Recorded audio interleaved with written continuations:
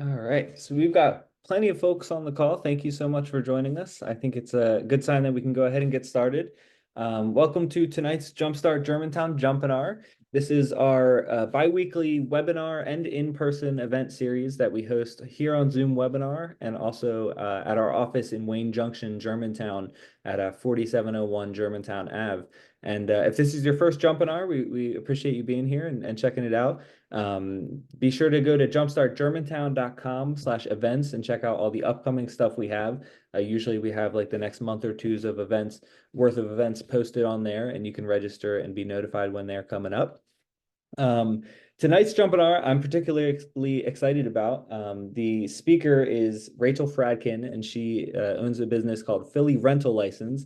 I met her at a real estate event, maybe, what was that, almost last 4 months ago, 5 months ago by now. But when we connected, I knew she was going to be a perfect JUMPinar speaker because the topic really resonates with what we do in terms of buy and hold financing and training on how to complete those sorts of projects. So a lot of our borrowers with the Jumpstart Philly loan program and our graduates with the Jumpstart Germantown training program are going to encounter rental licenses, whether it be trying to get a property under agreement that they need to find out what the zoning will allow for in terms of a duplex or a triplex, or when it comes down to completing a duplex renovation, actually securing that rental license, knowing what types of lead safety requirements you need to meet, and leasing and all that good stuff. So I'm going to leave it to Rachel, who's the expert, and let her introduce herself in a second. But I just want to thank her again for coming and volunteering her time to educate our community tonight. And the last thing I'll say before I hand it over to her is we do have a Q&A at the end of tonight's discussion. So Rachel is going to present for about 20 minutes or so, and then we'll leave plenty of time for your questions, which you can submit in the Q&A tab on Zoom. So at the bottom of the toolbar there, you'll see two little chat bubbles, or sorry, not chat bubbles. There's a question mark inside a chat bubble. And you'll click that, type in your questions, and then we'll get to them probably around 7:30 or so, depending on how things go here. So Rachel, thank you so much for joining us. I'm going to turn it over to you. You should be able to share your screen, and yeah, thanks again. Awesome. Thank you so much, Derek. Give me one sec here. I'll get my screen on.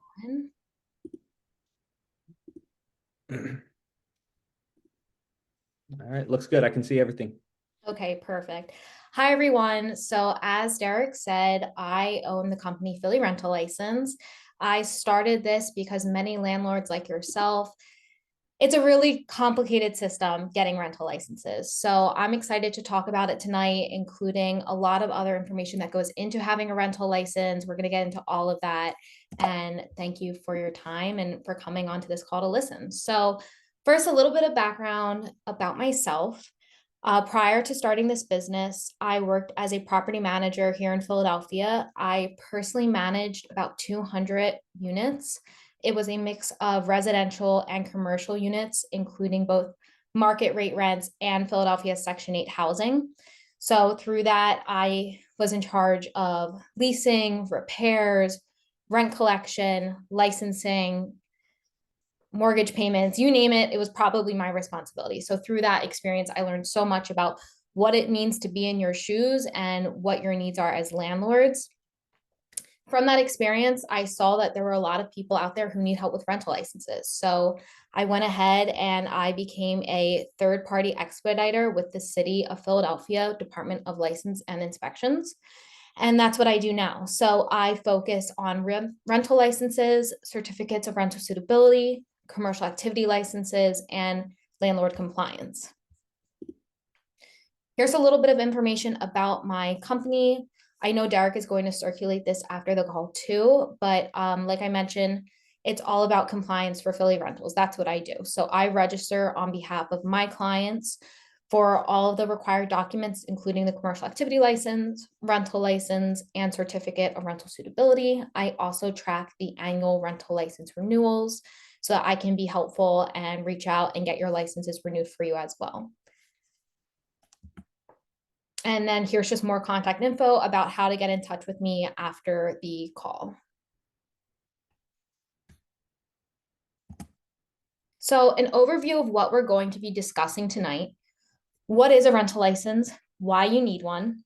The requirements to apply for a rental license, and then additional required documents. I already mentioned a few of these already: the commercial activity license, certificate of rental suitability, certificate of occupancy. What are these? Why do you need it? How do you get it? Problems with getting it, etc. And then common issues that people come across with their rental license registration. That includes lead testing, zoning, tax compliance, disregarded entities, and more. And we're going to get into all of that tonight. So, what is required to be a landlord in Philadelphia? It comes down to three main components. There's the commercial activity license. That is a license that's required to do any business within the city of Philadelphia. So, whether or not you personally live in the city or if your business is located in the city, as long as you are conducting business here in Philadelphia, you have to have a commercial activity license. From there, you can apply for the rental license. And of course, that's required to rent residential real estate here in Philadelphia. And then after you get your rental license, you can then get the certificate of rental suitability. So landlords are required to present a certificate of rental suitability prior to tenant move-in. That's something really important. We're going to talk more about all of this tonight, but this is really the three main categories that people have to achieve to be in compliance with the city. So, what is a Philadelphia rental license? It is a license that's required to rent a residential dwelling, rooming, or sleeping units to tenants. This is issued by the Department of License and Inspections, L&I, to the property owner for that specific rental address. Rental licenses are valid for 1 year and they have to be renewed annually. One license does cover all the units in a single property. So if you buy a duplex, triplex, so on, you only need one license. Every property needs its own license. And then the other thing that's really important is that you have to verify the zoning to the city. So every multifamily property zoning does need to be verified on the rental license application. And that's very important because the license does specify how many units it's legally zoned for. Something else that's important is that rental licenses are not transferable between owners. So if you bought a property and the previous owner had a rental license, it does not transfer. Rental licenses are registered to the individual, including their personal tax account number, their social or EIN number. So they don't transfer. If you purchase a property, you have to go and get your own rental license. So where do you get a rental license? Rental licenses are issued by the Philadelphia Department of License and Inspections. You can apply for this in person or online through the Eclipse Center, or you can come to me and I can apply for you. What is required to apply? The city throws a lot of things at you that you need to get a rental license. The main components are the Philadelphia Business Income and Receipts Tax Account, the commercial activity license, lead-based paint test results and certificate that's required for all properties built prior to 1978. Proof of ownership that has to be either the recorded deed, signed settlement sheet, or the OPA from the city of Philadelphia. And then you also need proof of zoning if it is a multifamily property. I'm going to get into all of these a little bit more too. So that's great. You have to have one, but why is it important? Why should you go out of your way to make sure that you have the license and that every year you're renewing your license? Without a valid rental license, you cannot lease a residential apartment to a tenant. You cannot collect any rental payments from a tenant, and you cannot file an eviction in the court for non-payment of rent. So that's like really everything that comes with being a landlord. You want to be able to sign lease agreements. You have to collect your rent because otherwise, what's all this for? And then worst case scenario, if it comes down to needing to file an eviction, you have to make sure that you are eligible to do that. And a bonus, landlords without a rental license are subject to fines that could be up to $300 per day. So in addition to not being able to do what you have to do to run your business, you could be subject to very heavy fines if you're not compliant with this law.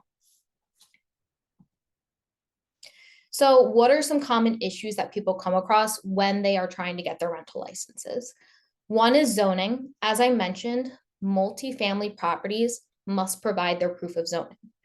Ways that you could provide proof of zoning to LNI are a previous rental license.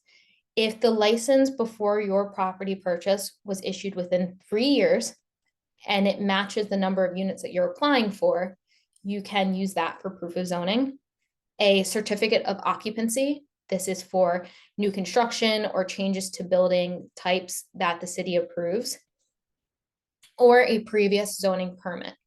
This would be in the scenario that the permit was approved before the year 2000. And along with that, you have to submit what's called an affidavit of continuous use. That is a document that you have to sign off that notes that, to your knowledge, the zoning of the property has not changed and the use of the property has not changed since it was originally approved back whenever that was, before the year 2000. That one's very important because the city of Philadelphia is super old, and so many of our multifamily buildings were approved back in the 40s, 50s, so on. So this is a really great key to making sure that you're being able to still maintain that zoning approval and that you can prove to the city that all those years ago you had the permission and that the property is still operating as such. It is so important to always do your research and identify a property zoning before purchasing it. Just because you walk into a 2-unit building and it's renovated and it's beautiful and it's turnkey and it's so easy, that does not mean it was legally converted to the zoning that you're seeing.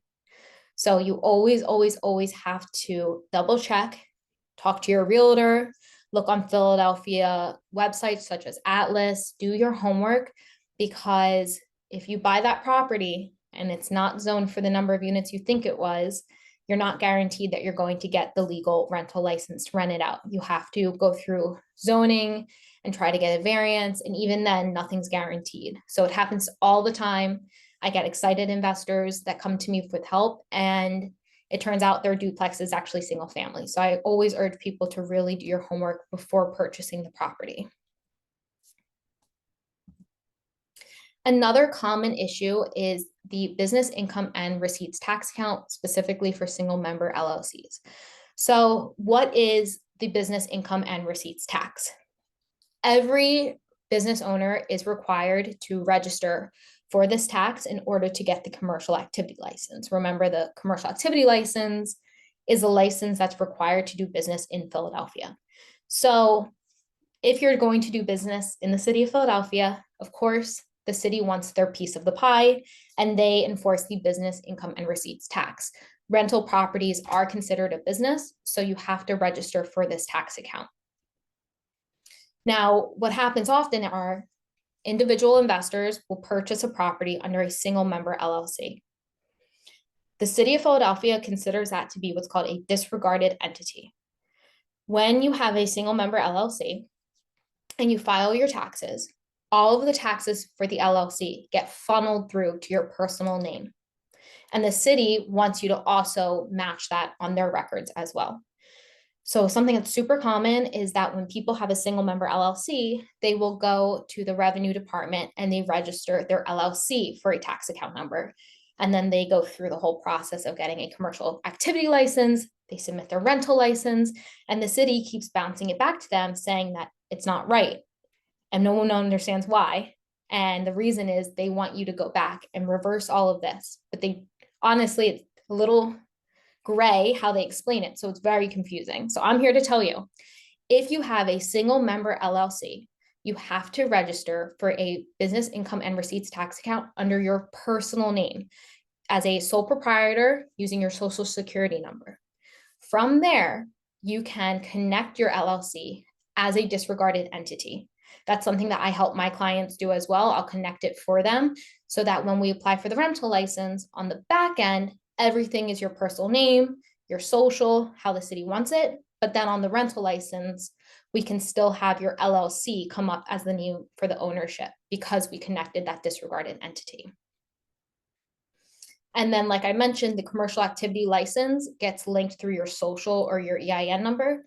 So the city also requires that you have to register for the commercial activity license with the same information as the tax account. So your tax account has to be under your personal name, your commercial activity license has to be under your personal name.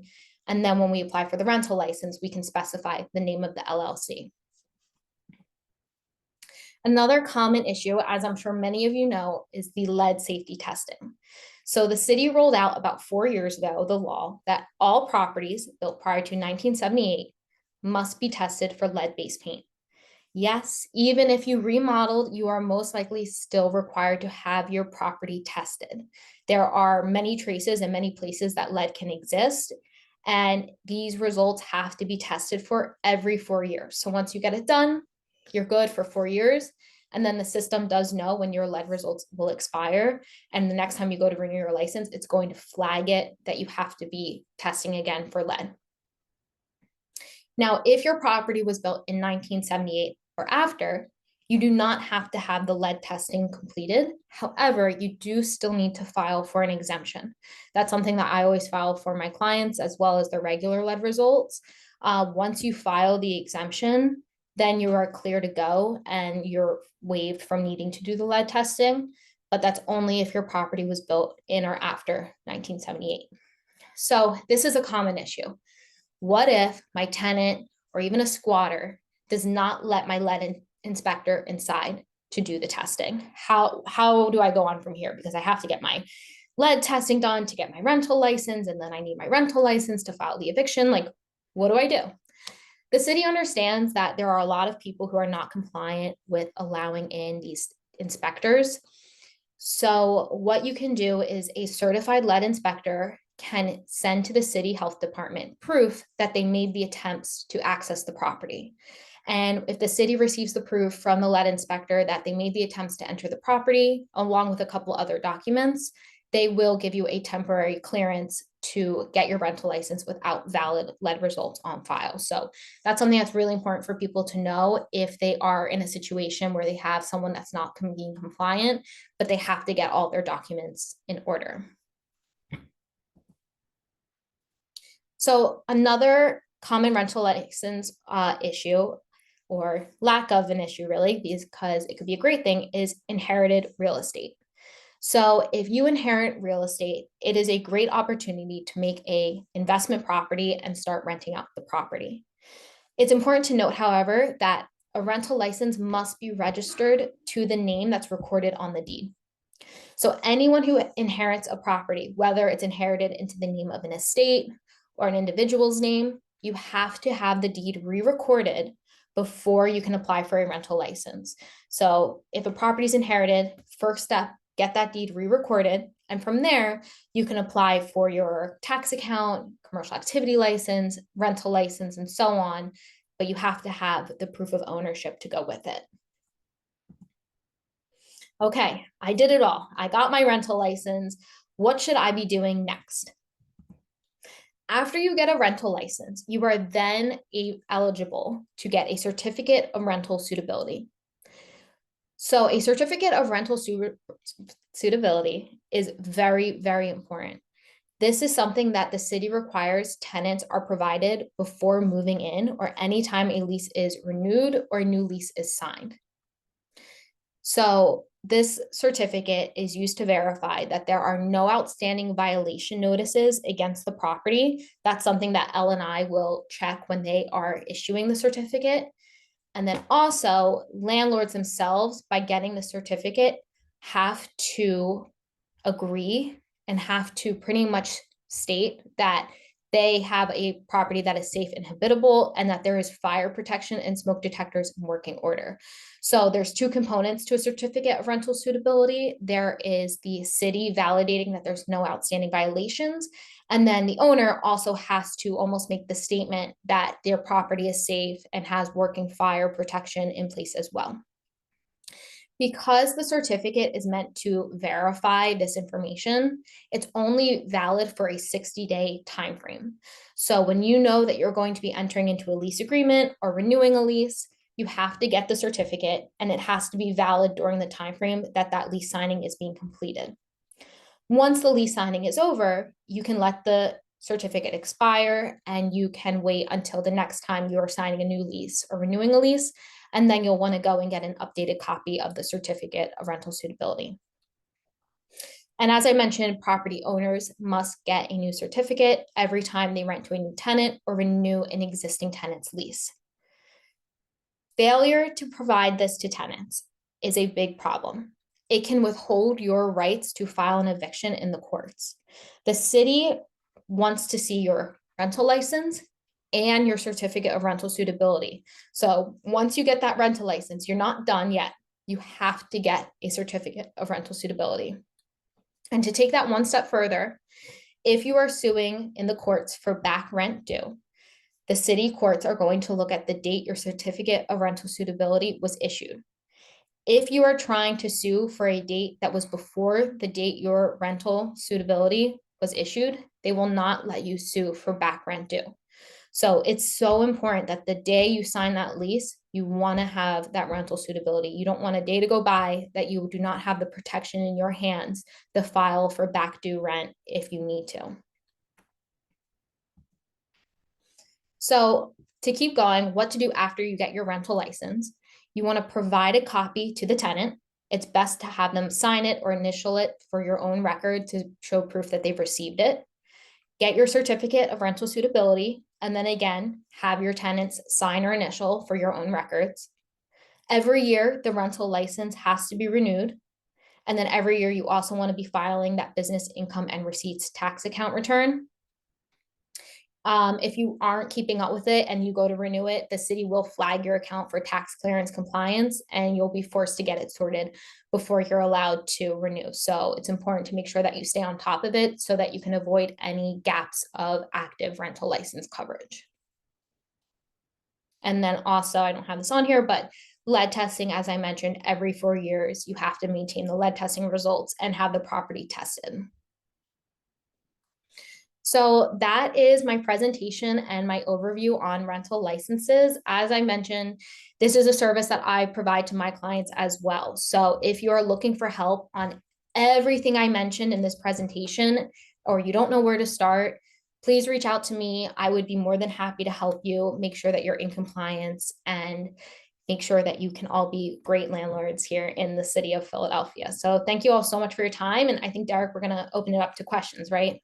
Yes, yes, certainly. Thank you so much. That was a super clear and concise presentation of some seemingly complex requirements that the city has, but it's certainly not impossible, and I appreciate your kind of highlighting what's the key things to know, because a lot of those things you mentioned do come up, like, regularly with Jumpstart projects. So it's not like just because they sound like something scary and that you will hopefully will never encounter. It might just be as simple as submitting a form and or working with someone like you, right, and just sending a couple emails. Exactly. Yep. Yeah, there are so many times that people get so scared because it looks like so much, and it honestly, it can be.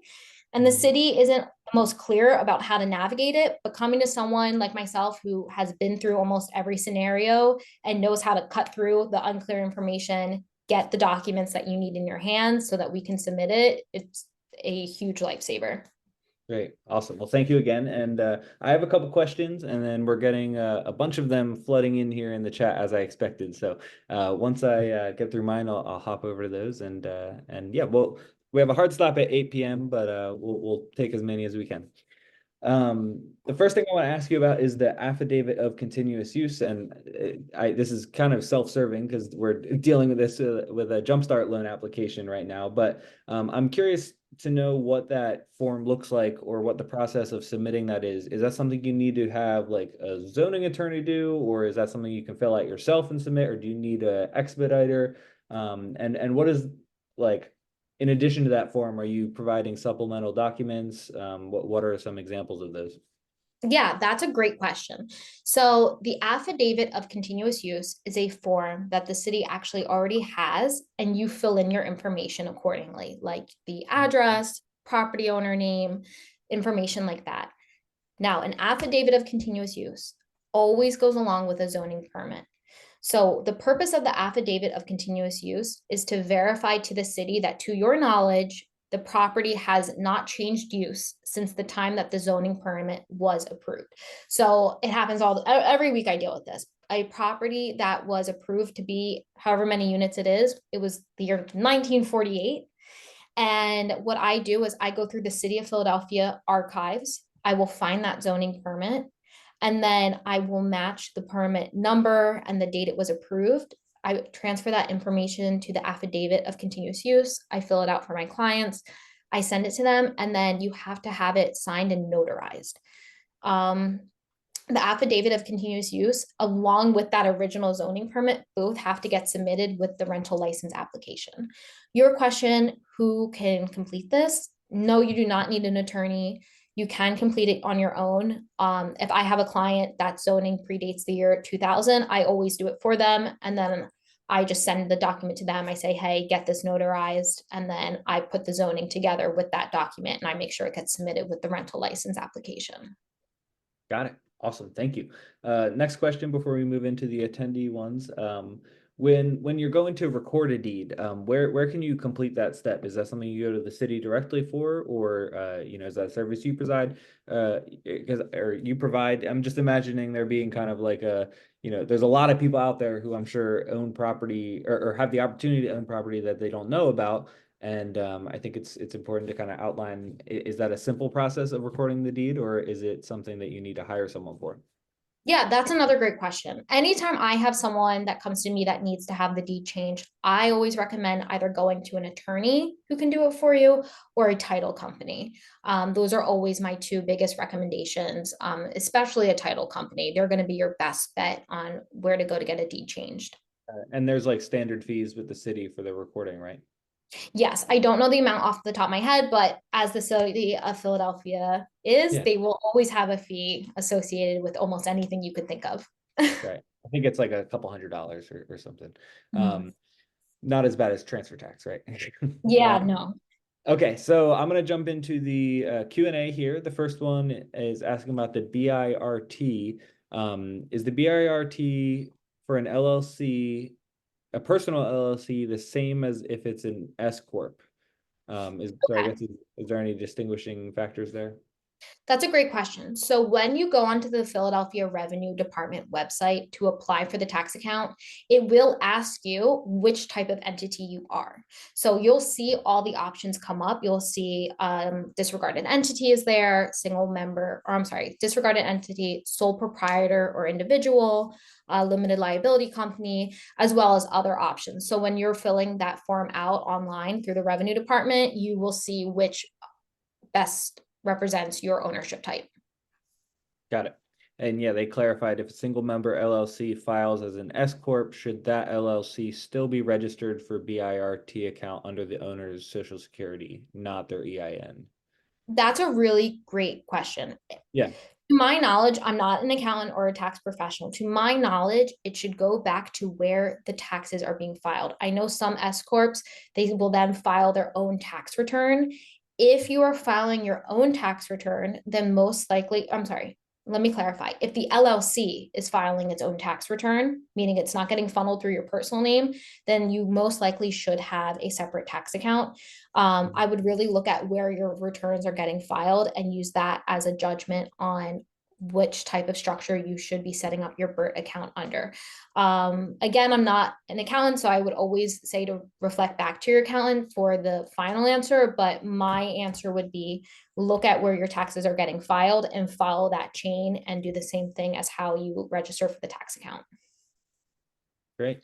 The next question here comes from Nicole, and she's asking which zoning is not eligible for renting out. So I guess that's an interesting question there. Is there any zoning that you can't rent out properties with? And I guess I can further extend the question to what are the zoning, different categories for different numbers of units, Yeah, so any zoning that's going to be strictly commercial or industrial that is not eligible to be a rental license. It does have to be registered residential. So that could be strictly residential. It could be a residential commercial mixed use.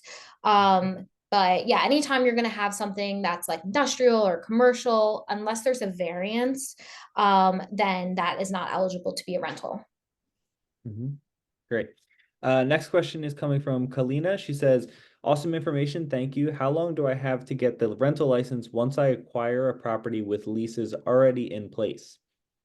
That's a really great question. And the answer is that the city does not have any sort of grace period that they announce. So the reality is, you just bought a property, there's already tenants in place. You're not going to turn them away, or, the reality is, my answer to this question is always get started right away. You cannot start until you own the property because you have to show proof of ownership. So get started right away and just do your best. And as long as you can show proof to the city that you're working on it, obviously the city has to review it, there's turnaround time. So you cannot get your proof of ownership, apply, and get it approved all in the same day. It's not realistic. It's never been an issue that's come across my desk where someone got in trouble because for a week or two they didn't have the active rental license. I would just say that the city has to be understanding. If you just bought the property, just right away get your rental license in order so that you can at least show proof that it's submitted and processing. But there is no official grace period to my knowledge.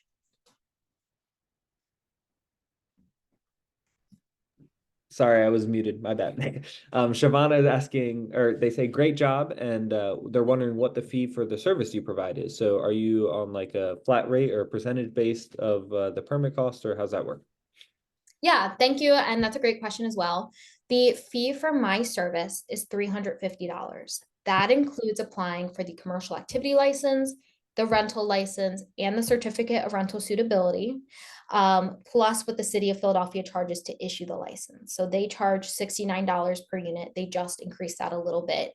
It used to be 63, now it's 69. Now, if I have clients that have multiple properties, I'm always happy to offer a multi-property discount, but that's where my pricing starts. Great. Next question's from Donald. He's asking, how do you know if a property has a valid rental license? Will it show the amount of units that it is valid for? That's a great question. Yeah, that is also a great question. Thank you for asking. You can search the number of units that a property, sorry, let me rephrase that. You can search a rental license through the City of Philadelphia Atlas website. That's Atlas, atlas.phila.gov. On there, you can search the property address. It will tell you if there is already a business license in place, as well as the history of the business licenses. You can click on it and then it'll tell you the year it was active, the year it was inactive, and how many units that was approved for. Unless you have the Eclipse account in your name, you actually cannot find someone else's actual rental license. You can only get that little bit of information that the city puts out, but you can't go and pull someone's exact license. You have to have the access to their account to get their license. Awesome. Thank you, Rachel. And I second the recommendation of Atlas. I think that must be the most highly linked thing I put in chat in our JUMPinars. There's so much great resources there. And say what you will about the city, but they did a good job with that. Our Atlas is it might take a little while to get updated, but there's like Rachel was saying, a lot of great rental license info, L&I info for construction permits, as well as zoning information. There's documentation that you can find back on there, like going back to 1920s, right? And it's cool that it's all publicly accessible. There should be more information that's like that. Right. Yeah, thanks, Donald. Next question comes from Andrea, and they're asking, how does this work with Airbnb rentals? So I can't remember if you mentioned short-term renting at all in your presentation, but how does all this play into somebody wanting to do an Airbnb, especially now with kind of the current state of things with like the regulations around it? Yes. So I know, Derek, when we talked about the presentation, we said that this question would probably come up. So there's a few things when it comes to the short-term rentals. One, you have to get the zoning approval from the city to be a short-term rental. That's before you can even apply for the license. You have to get a zoning permit approval. Now, if you are renting your primary residence, a place that you live, I believe, like 50% or more of the year, there is one type of zoning. And then if you are renting an investment property, you just bought it, never intend to live there, you just want to Airbnb it out or short-term rental it, there's a different type of permit to get. The permits vary as far as qualifications to get approved. What I will ultimately say is that the city is trying to limit the number of short-term rentals that they allow. It doesn't really help for local neighborhood culture. It kind of makes things a little bit harder to monitor and control. So they are very strict when it comes to allowing that approval for the zoning permit. So I always tell people you can go, you can try. More often than not, it often gets denied. But if you, and I've seen it done, if you do get that zoning permit approval, there's two types. It's the visitor accommodation and the limited lodging. From there, you can apply for the correct rental license. But a rental license alone is not enough to do short-term rentals. You have to get a zoning approval first.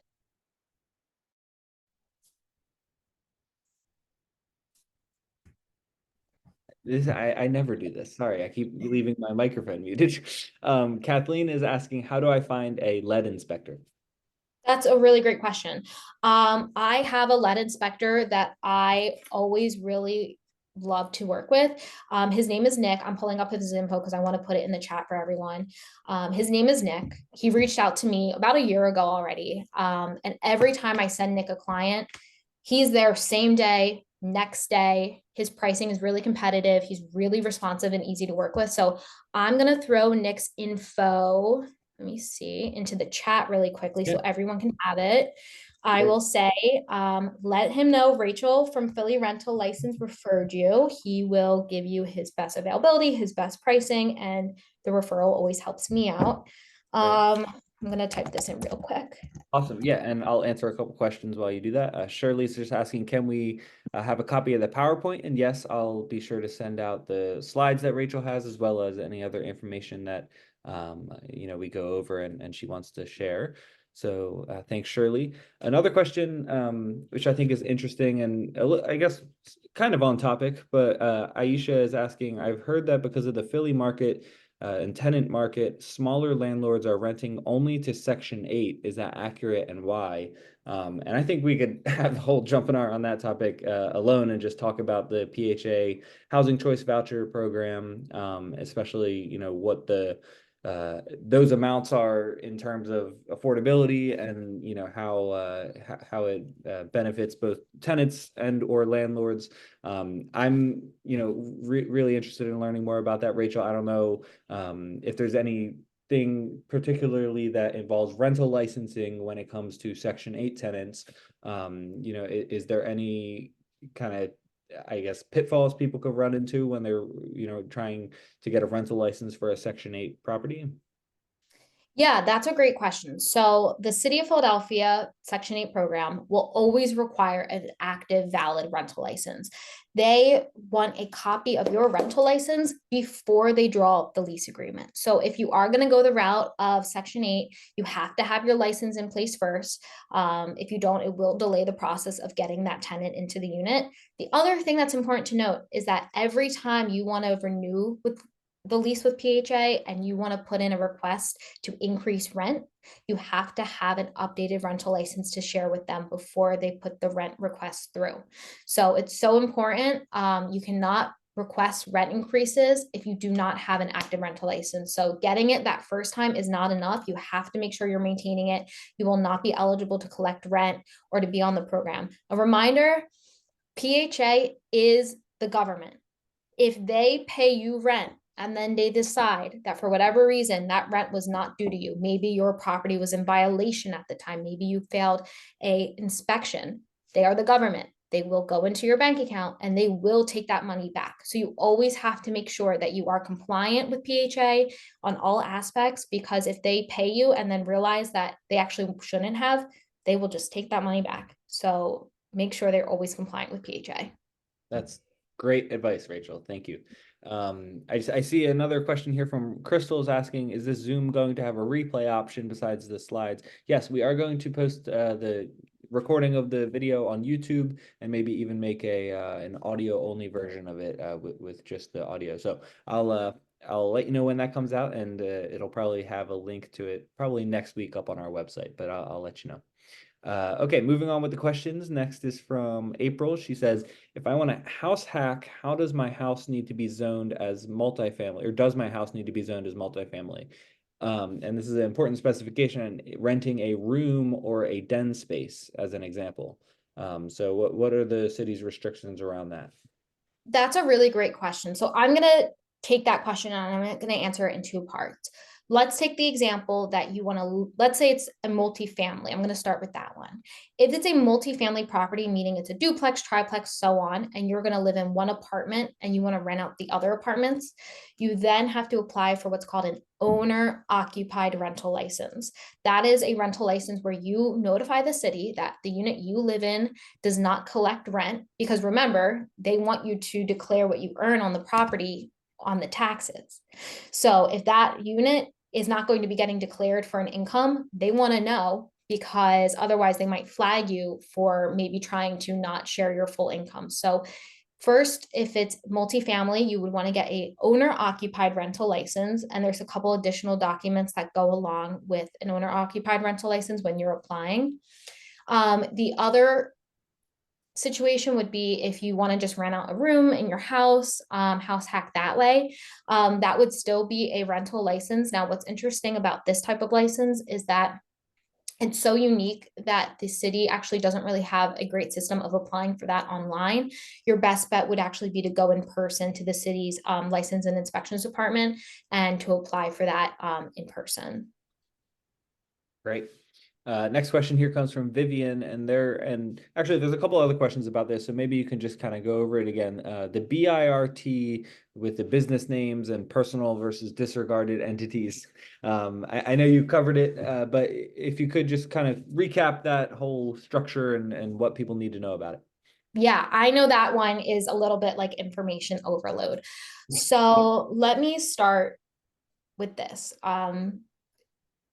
Business income and receipts tax, as I mentioned before, is a tax that's due every year to the city to declare the income that was earned on the property, because the city considers it to be a business, which it is. Now, if you have a single member LLC, meaning that you opened up an LLC and you're the only person who owns that LLC, it's considered a disregarded entity. That's because when you file your taxes, all the taxes for that single member LLC, they don't file their own tax return. They actually get filed through your personal name on your personal tax returns. As where, for example, if you had an LLC that was a partnership, that partnership LLC would file its own tax return. So because a single member LLC's taxes are supposed to be filed through your personal name, the city also wants that to be set up the same way on the revenue department side. So when you go onto the revenue website to open up a tax account, you actually need to register as a single proprietor, a individual. You use your name, your personal name, your social security number, and you register for the whole tax account under your personal name. Once that tax account is created, there is then a way to link your LLC to it as a disregarded entity. Once that's done, the revenue department can see on their end that it is a single member company owned by the individual with that social, and then they'll have on file with it your LLC and your EIN number. So they know it's all connected, but the foundation of it has to go back to your personal name. I hope that helped clarify. Yeah, great. Thank you, Rachel. The next question here comes from Mark and says, how long does the whole process take to receive all the certificates for the rental property? So I guess you could answer that both, like what can somebody expect doing it themselves and then versus using an expediter? That's a great question. So I would always say that a person doing it themselves, it can take 1 to 2 months. I've had people come to me that have been working on their licenses for 6 months and then they throw in the towel and they found me. So it can take a long time. I would say on average, maybe 1 to 2 months if you're doing it on your own. For my clients, my average turnaround time is 2 to 3 weeks. So, like I mentioned before, I anticipate what the city is going to need depending on your property type, depending on your ownership type, depending on the year your property was built, etc. So, before we even submit the application, I'm already getting together all the documents I know the city's going to require and all the questions they're going to have so that we can make sure that we're pretty much sending them a completed packet and they just approve it. And that really helps expedite the process and get licenses turned around faster because so often the city will review it, they'll come back with questions, but or things that have to get done, but they don't really explain how to do it, where to do it, why. So that's what can really get people's wheels turned for a long time because they just can't figure out what the city's asking them to do. As where I have almost seen every situation and I just know what they want and what they mean. And I can help cut through it and get you your license as quickly as possible. Great. There's a couple questions here from Ranisha, and she's asking if you already rented out to a tenant and did not have a rental license, will you still be able to get a rental license so I can start an eviction? I've completed a few steps to get my rental license, but I do need additional help to speed up the process. It sounds like Rachel could definitely help you out, and you should get in contact. I don't know if there's anything when you want to add about kind of if you in that scenario, right? Like where you don't have a lease or anything, what is the standard process there, I guess? Yeah. It's funny. I get calls all the time.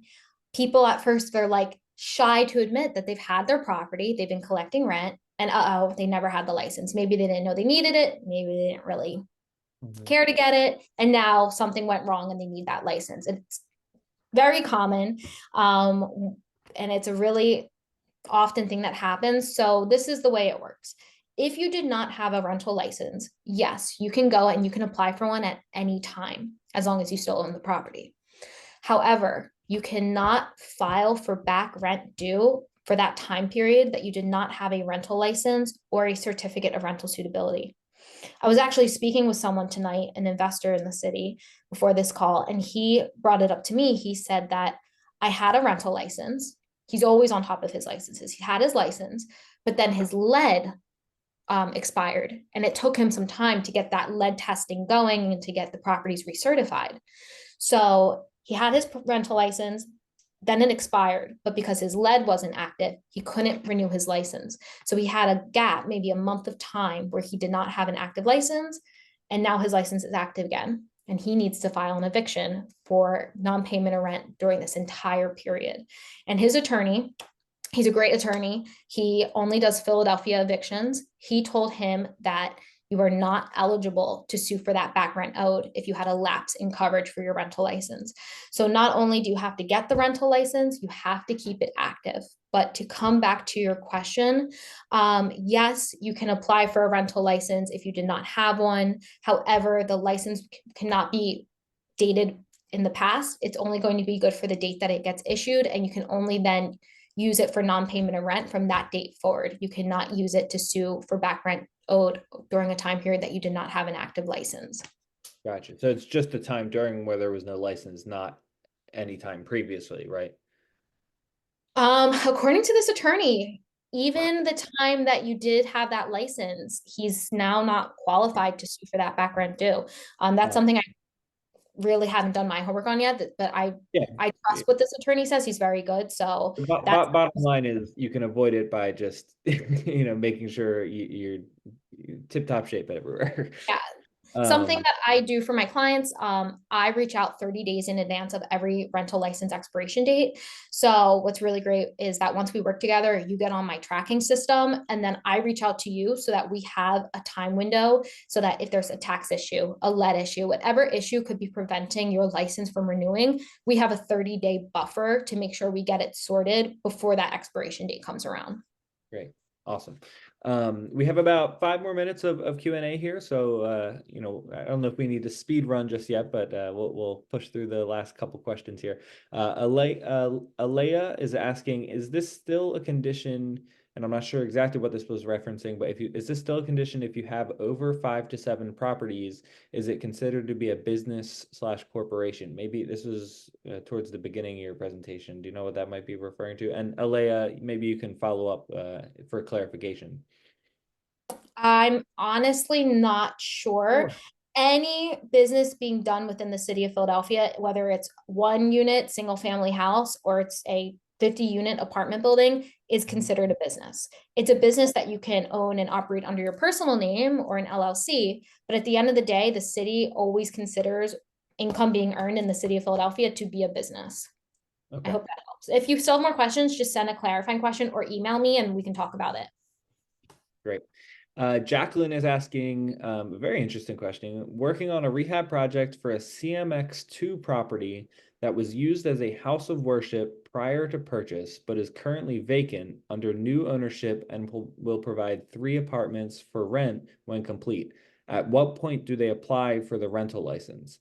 So it sounds like zoning is the issue. I don't know, maybe how does the previous use and like, I'm not sure, will there be a commercial use, right? That's a great question. So I'm going to answer it assuming that you've already gotten that zoning approval before you converted it. Right. And your question is, I own the property and it's vacant. When should I get the rental license? Because I really hope that you got your zoning approval before you did that. Right. Um, if not, start now. Okay. But okay, if you are doing construction on a property or any vacant property in the city of Philadelphia, you are supposed to be getting what's called a vacant rental license. That is to let the city of Philadelphia know that this property is vacant because maybe it's just not being occupied, maybe it's under construction, or it's being rehabbed. Whatever the case is, the city wants to know which properties are not occupied. I would say as you're getting closer, like maybe 30 days, 60 days out, to signing a lease agreement, it's a good time to apply for your rental license because, like I mentioned, you want to have your rental license and certificate of rental suitability at the time of lease signing. So if you're signing that lease agreement maybe 30 to 60 days before they're going to occupy the property, you want to then start getting your rental license in order 30 days before that so that you can give yourself enough time to get that for the time of lease signing. Great. And I see a couple of questions or comments from Edward here. Nice to see you, Edward. He says the recording fee minus transfer taxes is $275, and that they are recorded on it's City Hall room 111. So thanks, Edward. Thank you. Uh, April's asking, and if you could just very quickly explain what a variance is. Yeah, a variance is when a property is approved by the zoning board to be something it's not already legally by right allowed to be. For example, I know someone that recently purchased a building that's a wedding hall. And they got a zoning variance, meaning that they had to go in front of the zoning board of Philadelphia and present to them and get the approval to change that wedding hall to a daycare. So by right, that building could not be a daycare, but they got the variance and the approval from the city that they could convert it into a daycare from being a banquet hall. Great. This is a great question. Danielle's asking, do you need a rental license when renting to family members? Yes. You do need a rental license, and I will even up that to say if you're renting to friends and family, you should definitely have it. I've had so many situations where people do come to me and that cousin that they let stay with them is now been with them a year too long. But yes, you have to have a rental license. Now, if you are renting to them without collection of rent, there is a specific form that has to get filled out. Again, because the city wants to know what income's being earned. So if you're letting friends or family live there for free, they want to know so that they know that you're not hiding an income that's being earned. That's something I can help with if you are looking to rent to family, friends without collection of rent. That's a license that I can, it's still the same rental license, but there's some additional forms that have to get filed with it. But yes, under every circumstance, if you're renting a residential property, you need a rental license. Great. How long, Alexis is asking, how long is the approval process for rental licensing on L&I side of things? So once they receive everything, how long can you expect to wait, like in city processing time? Purgatory. That's a great question. They are supposed to take up to 5 business days. Okay, got it. Asia just has a comment. Thanks for the great info. And do you teach classes? So I don't know if you have any other. Um, no, I don't. But if there's any subjects that you want to have me back on for, or things to deep dive into more, I'd love to come back, or that's my email right there. Reach out to me if you have questions or if you're looking for help. I love to talk about this information and I would be happy to talk about it more. Awesome. Yeah, we could have you back for an in-person JUMPinar in Germantown. Cool. All right, Eliza's asking if a lease goes month to month after a year-long term, what is the requirement for updating the rental suitability certificate? It's a really great question. I would go on to say that if it's being renewed automatically, the initial certificate of rental suitability should be fine. I would say that, and again, I'm not an attorney, but from my experience, any time that you're putting pen to paper to renew a lease is a good time to present a new certificate of rental suitability. Anytime a lease agreement has an automatic renewal, it's still keeping all the same terms from before. So I think that, in my opinion, that certificate should carry on with it. But anytime you're putting a signature on to a new lease agreement would be a good time to present a new certificate. Got it. Okay, the last question, then I gotta wrap things up here. Jacqueline's asking in follow-up to the CMX 2 property that we were talking about. So in addition to 3 apartments, they will also offer an event space in addition to the 3 apartments. Can I assume the CMX 2 zoning will remain, or do I need to reapply to main zoning? And I'll say it again, I think you should get in touch with Rachel. I think she'll be able to help you out more directly. But I don't know if there's any follow-up you have with that, Rachel. Yeah, that is a very specific question. So happy to talk about it more afterwards. But anytime you are going to take the use of the property away from what it's already legally allowed to be, you should really be getting that variance. So I don't know what it's currently CMX2 like. So I don't know the ins and outs of what it's currently zoned for, so I can't speak to it. But from what you're explaining, it sounds like it might be important to get that variance or to get that approval. Got it.